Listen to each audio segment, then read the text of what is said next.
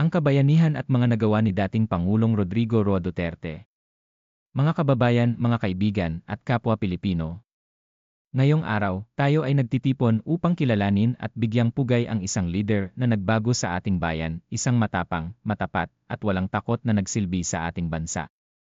Si Rodrigo Roa Duterte ay isang pinunong nagpakita ng malasakit, tapang, at determinasyon para sa kapakanan ng bawat Pilipino. Bilang alkalde ng Davao City sa loob ng maraming taon, pinatunayan niya na kayang gawing maunlad at ligtas ang isang lungsod mula sa dating madilim na kalagayan.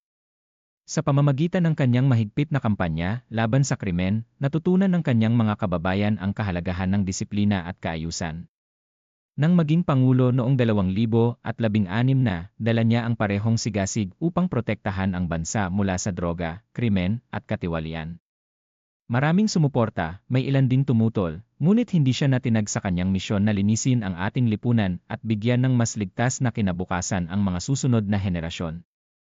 Hindi lamang sa seguridad naging matagumpay si Duterte.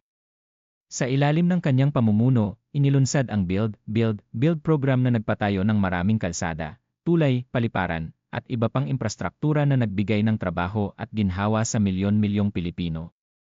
Nang dumating ang matinding hamon ng pandemya, hindi siya nag-atubiling kumilos.